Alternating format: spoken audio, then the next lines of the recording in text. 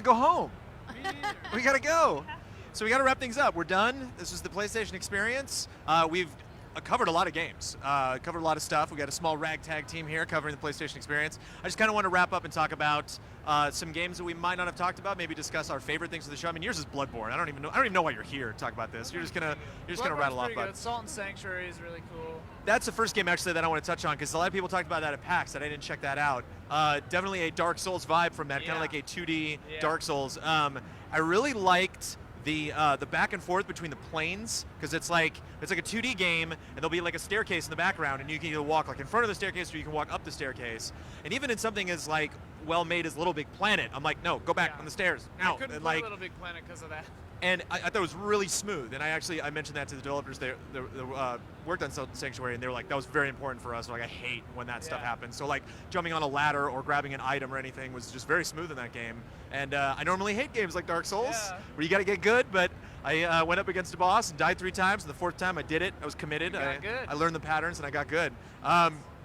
Snow is right behind us, and although it was fairly glitchy and crashed many times, I really enjoyed that you can change the weather with like right on the directional pad. Oh. So if you just hold it down, it's like day, night, like as you're going down the mountain. Strange. I thought that was for like a racing game. That might be like a fun little mode. Little touch. I would guess that it could make it really challenging at certain parts, right? Well, you don't have to do it, but it's just like if you want to. Yes, you do. If you're like raiding down and you're like, this is beautiful, I want to see it at sunrise. You just like, and like changes time of day. Maybe like Forza Horizon 3, you could do something like that. Elise, you've spoken up a lot during this conversation. What were some of your favorite games we haven't talked about so far? I mean, we've talked about a lot of them. I got a chance to play a lot of platformers in the indie section that really harken back to like that classic, very, very hard SNES era of platformers, like Adventures of Pip, Klaus,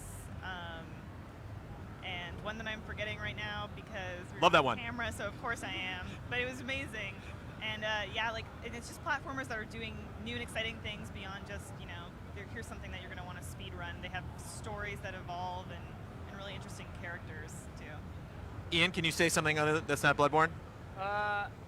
Yeah. I mean, obviously everyone knows I like Talos Principle. Is that here? Yeah. Samurai Gun is here, so hopefully someday that'll come out on PS4 and blow everyone's minds, and everyone will finally know what I'm talking about because that game's amazing. So good. Hyper Light Drifter, so good. Yeah, once the camera cut turns on, you're like, that's the thing, like, truly this is a paradise. We played so many things and saw so many rad, awesome, like, just awesomeness that I'm, like, overloaded with awesomeness. So, I'm sure I'm forgetting, like, a bunch of rad things. Chroma There's Squad looked something cool. here for everyone. Yeah. Like, Sony's catalog is crazy with all these indie games in it. I walked up and played a game called Starwall, where you play as narwhals in space and you're just trying to like stab each other in the heart. Yeah, that was a PC game. Yeah, it's amazing. Yeah, I think what's really great, as you said, that there's just such an awesome diversity, and they had Morpheus. Totally lost Ian, playable. by the way. Sorry. No, I'm just trying to remember. You guys play Morpheus? Yeah, I mean, and there's not a lot of public-facing events where people get access to these technologies. Like unless you own like an Oculus, dev kit. I mean, you can't get Morpheus even if you're just like a regular person. And we played Keep Talking and Nobody Explodes, which is this awesome indie game which they've shown a couple times where you guys were giving me directions while I had the Morpheus on, and we did end up exploding one time. I exploded. We defused it the first time though. The easy mode, but it got to medium. There's a mode harder than the mode that we failed miserably. Yeah. But I mean, and it's interesting is like instruction manuals now in the digital age have like gone away. But like I could see like it's like what'd you do last night? Like I guess I played Keep Talking and You Won't Explode, but I really just like flipped through this manual. Book, and they write it in a very it's very like labyrinthian the way they write it. It's like if the yellow is this, then do that. But if it's not this, then do that. And if that and that, and if blue is this, and then if none of those, cut the second one. And you're like, well, damn it. It's a good friendship test. Like I totally thought you were gonna just like throw the Morpheus on. Be like, we're never working together, Jones. Can I ask, since it is VR, do you feel like there's more weight to it? Like you are really like saving the world? I don't think I played enough for it to be like super like immersive Like feeling. you're like sweating while you're doing it. Like, oh god, we need to. It's a pretty simple, like once you're inside the Morpheus, it's a pretty simple setup, the room that you're in, and quite frankly, I was so focused on trying to relay the puzzle to the guys that I wasn't even looking around at all. But like before the demo started, I did take a time to actually like look all the way behind me, and like you're like in this like empty room at like a folding table, and there's this bomb on the table. But what was interesting is that things started happening. Like a red light started flashing in the background. At one point, the lights completely went out in the room, so I couldn't see the puzzle on the bomb. I could just see like the blinking red light. I mean, now that was panic-inducing. Yeah, I remember when that happened. You're like, the lights went out. The lights went out. I can't see the wire. And then we like screwed it up, and the bomb exploded. Did the timer go down when every time we made a mistake? No. Oh, okay. No, I didn't. I mean, I guess I only made one mistake, and then we exploded. Right. So. I definitely made more mistakes than that, for sure. The most dangerous mistake. Yeah. Love. Yeah, love. Brandon, So- what was your favorite thing? Well, that's actually the question that I wanted to wrap up our little discussion here. So some of these games are available. Assassin's Creed Rogue is here, Unity's here, Far Cry 4. None Some of of the this, good ones. some of the stuff is available in Steam Early Access. The stuff that's not available, if you could pick one game that you could go home, boot up your PS4, and it'd be ready to go, or your Vita, what would it be, Andre Renee? Amplitude, hands down.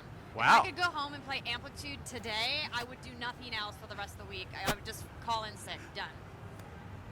I mean, Right. Bloodborne. Right. And No Man's Sky.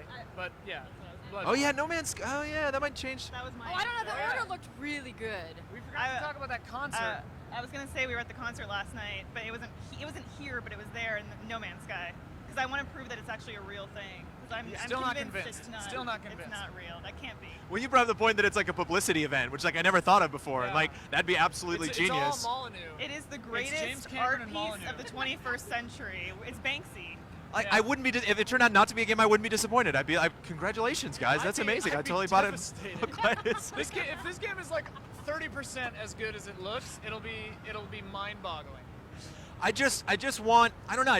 I want them to release a trailer where they just travel to other planets. You know what I mean? Maybe shoot some ships in space. Maybe walk around a little bit. There was a I just don't think little we've bit gotten new enough of that. Footage at the concert, a little bit, and then like abstract visuals, and I was like, all right.